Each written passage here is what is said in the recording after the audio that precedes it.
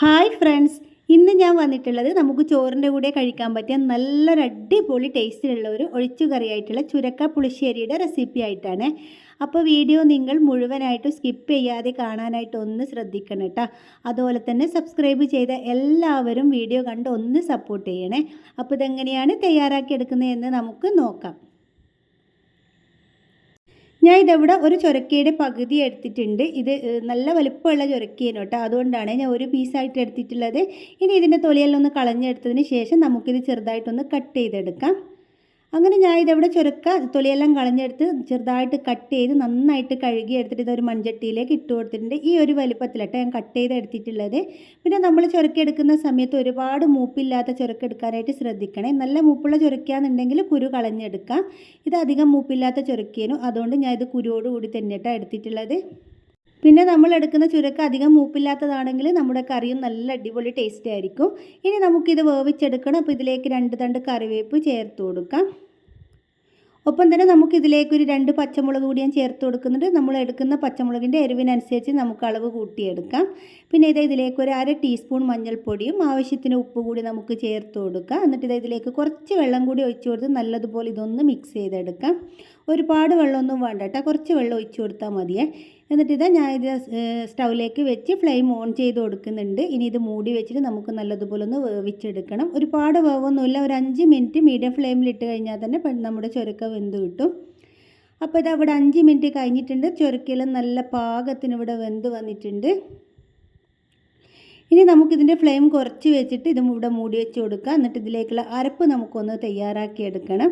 അപ്പോൾ ഞാൻ ഇതവിടെ ഒരു മിക്സിയുടെ ചെറിയ ജാറിലേക്ക് ഒരു കൈപ്പിടി നിറയെ തന്നെ തേങ്ങ ചേർത്ത് കൊടുക്കുന്നുണ്ട്.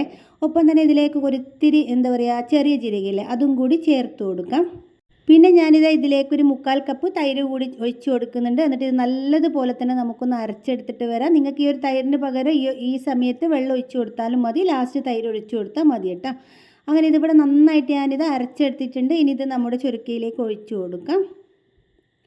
എന്നിട്ട് ഇതിവിടെ നല്ലതുപോലെ ഒന്ന് മിക്സ് ചെയ്ത് കൊടുത്തതിന് ശേഷം നമ്മൾ അരച്ചെടുത്ത ആ ഒരു മിക്സിയുടെ ജാറില്ലേ, അതിലേക്ക് കുറച്ച് വെള്ളം കൂടി ഒഴിച്ചു കൊടുത്തിട്ട് ഈ ഒരു കറിയിലേക്ക് നമുക്ക് ഒഴിച്ചു കൊടുക്കണം. ഇനി നമുക്കിത് നല്ലതുപോലെ ഒന്ന് മിക്സ് ചെയ്തെടുക്കുക. എന്നിട്ട് ഇതിൽ ഉപ്പൊന്ന് ചെക്ക് ചെയ്തപ്പോൾ ഉപ്പ് കുറവേനു, അങ്ങനെ ഞാൻ ഇതിലേക്ക് ഉപ്പ് ചേർത്ത് കൊടുത്തിട്ടുണ്ടായിരുന്നു കേട്ടോ. ആ ഒരു വീഡിയോ എൻ്റെ കയ്യിൽ നിന്ന് മിസ്സായി പോയതാണ്. എന്നിട്ട് ഇതൊന്ന് മീഡിയം ഫ്ലെയിമിലിട്ടിട്ട് ഒന്ന് തിളച്ച് വരുന്നത് വരെ നമുക്ക് വെയിറ്റ് ചെയ്യാം. ഒരുപാട് അങ്ങ് തിളപ്പിക്കണ്ട കേട്ടോ. നമുക്ക് തിള വരുന്ന ആ ഒരു സമയത്ത് ഇതിൻ്റെ ഫ്ലെയിം ഓഫ് ചെയ്ത് കൊടുക്കാം. അപ്പോൾ എൻ്റെ വീഡിയോ നിങ്ങൾ ഇതുവരെ സബ്സ്ക്രൈബ് ചെയ്യാതെയാണ് കണ്ടിട്ടുണ്ടെങ്കിൽ ഒന്ന് സബ്സ്ക്രൈബ് ചെയ്ത് സപ്പോർട്ട് ചെയ്യണേ. അതുപോലെ തന്നെ വീഡിയോ നിങ്ങൾക്ക് കണ്ടുകൊണ്ടിരിക്കുന്ന സമയത്ത് ഇഷ്ടമാവുകയെന്നുണ്ടെങ്കിൽ ഒന്ന് ലൈക്ക് ചെയ്യാനും മടി കാണിക്കരുത് കേട്ടോ. അങ്ങനെ നമ്മുടെ കറി ചെറുതായിട്ടൊന്ന് തിളച്ച് വരാൻ തുടങ്ങിയിട്ടുണ്ട്. ഇനി നമുക്കിതിൻ്റെ ഫ്ലെയിം ഇതവിടെ ഓഫ് ചെയ്ത് കൊടുക്കാം. ഇനി നമുക്കിതിലേക്ക് കടുക് താളിച്ചൊഴിച്ച് കൊടുക്കാം. ഞാൻ ഇവിടെ കുറച്ച് വെളിച്ചെണ്ണയിലേക്ക് ഒരിത്തിരി കടുകും അതുപോലെ തന്നെ 2 വറ്റൽമുളക് 2 തണ്ട് കറിവേപ്പ് കൂടി താളിച്ചിട്ട് ഇതിലേക്ക് ഒഴിച്ച് കൊടുത്തിട്ടുണ്ട്. അതൊന്നും കാണിക്കുന്നില്ല കേട്ടോ. എന്നും ഇതന്നെ കാണിക്കുന്ന സമയത്ത് കാണുന്നത് നിങ്ങൾക്കൊരു മടുപ്പായിരിക്കും, പറയുന്ന എനിക്കൊരു മടുപ്പായിരിക്കും കേട്ടോ. അതുകൊണ്ട് അതൊന്നും കാണിക്കാഞ്ഞത്. അങ്ങനെ നമ്മുടെ അടിപൊളി ടേസ്റ്റുള്ള ഒരു ചുരക്ക പുളിശ്ശേരി ഇതവിടെ തയ്യാറായിട്ടുണ്ട്. ഈ ഒരു കോരി ചൊരിയുന്ന മഴയത്ത് ഈ ഒരു കറിയും ഇതിൻ്റെ കൂടെ ഒരു ഉണക്ക മീനും കൂടി ഉണ്ടെങ്കിൽ ഒന്നും പറയണ്ടല്ലേ. അപ്പോൾ അടിപൊളി ടേസ്റ്റുള്ള കറിയാണ്. അപ്പോൾ നിങ്ങൾ ഇതുവരെ തയ്യാറാക്കിയിട്ടില്ലെങ്കിൽ ഒന്ന് തയ്യാറാക്കിയിട്ട് അഭിപ്രായങ്ങളെല്ലാം കമൻറ്റ് ബോക്സിൽ അറിയിക്കണേ.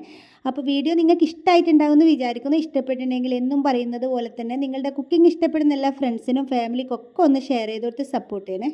അപ്പോൾ പുതിയൊരു വീഡിയോ ആയിട്ട് നമുക്കിനി വീണ്ടും കാണാം.